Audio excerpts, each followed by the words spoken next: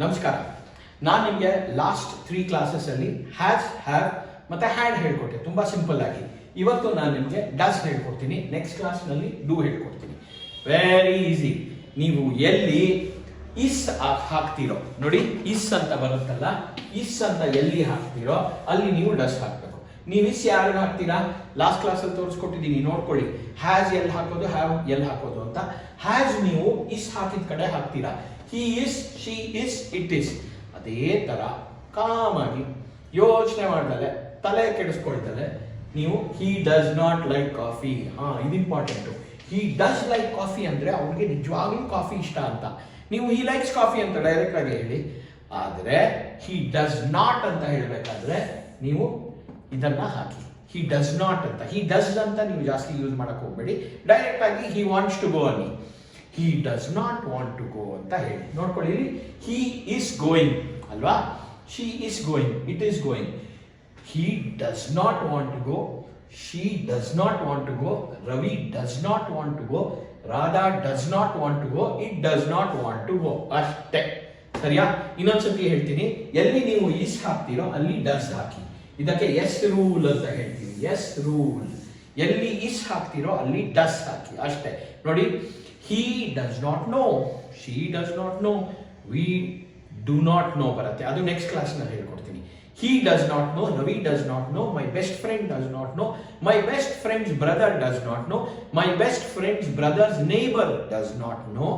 ಕರೆಕ್ಟಾ? She does not know, my teacher does not know, my teacher's daughter does not know, Radha does not know, my teacher's daughter's best friend does not know, my teacher's daughter's best friend's neighbor does not know. ನೀವು ಹಂಗೆ ತಾನೇ ಮಾತಾಡೋದು.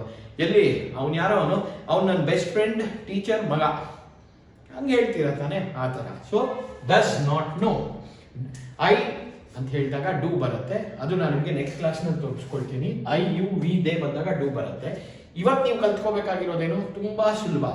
He does not like coffee, he does not work in Bangalore, he does not get money regularly, he does not wait for anybody. ಆ ಥರ ಹೇಳ್ತೀವಿ. he do not wait for anybody ಅಂದ್ರೆ ತಪ್ಪಾಗತ್ತೆ, ಗೊತ್ತಾಯ್ತಾ? So ಅದನ್ನ ಯಾಕೆ ಇಟ್ಕೊಳ್ಳಿ. he, she, it ಬಂದಾಗ does ಹಾಕ್ಬಿಡಿ. he is ಬಂದಾಗ ಎಸ್ ರೂಲ್. ಇಲ್ಲಿ ಎಲ್ಲಿ ಎಸ್ ಬರುತ್ತೋ ಅಲ್ಲಿ ಎಸ್ ಬರುತ್ತೆ. Does not know, DOES spelling, ಸರಿಯಾ? ಇದನ್ನ ಚೆನ್ನಾಗಿ ಪ್ರಾಕ್ಟೀಸ್ ಮಾಡಿ. ನೆಕ್ಸ್ಟ್ ಕ್ಲಾಸ್ ನಲ್ಲಿ ನಾನು ನಿಮಗೆ ಡೂ ನಾಟ್ ತೋರಿಸ್ಕೊಡ್ತೀನಿ. ಇಲ್ಲೇ ಇದೆ ನೋಡಿ. ನೆಕ್ಸ್ಟ್ ಕ್ಲಾಸ್ ನಲ್ಲಿ ಯಾರು ಕಲಿಯೋಣ. ಈಗ ನಾನು ನಿಮ್ಗೆ ರಿಕ್ವೆಸ್ಟ್ ಮಾಡೋದೇನಂದ್ರೆ, ದಯವಿಟ್ಟು ನಿಮ್ಮ ಫ್ರೆಂಡ್ಸ್ ಜೊತೆ ಶೇರ್ ಮಾಡಿ. ಈ ಕ್ಲಾಸಸ್ ನಿಮಗೆ ತುಂಬಾ ಈಸಿಯಾಗಿ ಇಂಗ್ಲಿಷ್ ಇಂಪ್ರೂವ್ ಮಾಡ್ಕೊಳ್ಳೋ ಅವಕಾಶ ಕೊಡುತ್ತೆ. ಶೇರ್ ಮಾಡಿ. ನನ್ನ ಇನ್ಸ್ಟಾಗ್ರಾಮ್ ಪೇಜ್ ಹೋಗಿ @easy English ಬನ್ವಾಸಿ ರೆಗ್ಯುಲರ್ ಆಗಿ ಅಪ್ಲೋಡ್ ಮಾಡ್ತಾ ಇರ್ತೀನಿ. ಯೂಟ್ಯೂಬ್ ಚಾನಲ್ ಬನ್ವಾಸಿ ಅಂತ ಹಾಕಿ, ಪ್ರಕೃತಿ ಬನ್ವಾಸಿ ಅಂತ ಹಾಕಿ ಯೂಟ್ಯೂಬ್ ಚಾನಲ್ನ ಸಬ್ಸ್ಕ್ರೈಬ್ ಮಾಡಿ. ನಿಮ್ಗೆ ಗೊತ್ತಾಗಿದೆ ಆಗಲೇ, ನಾನು ಇನ್ ದ ಪಾಸ್ಟ್ 1 ಮಂತ್ ಇಂದ ಪ್ರತಿ ವಾರ 3 ವಿಡಿಯೋ, ತುಂಬಾ ಸಿಂಪಲ್ ವಿಡಿಯೋಸ್ ಕೊಡ್ತಾ ಇದ್ದೀನಿ.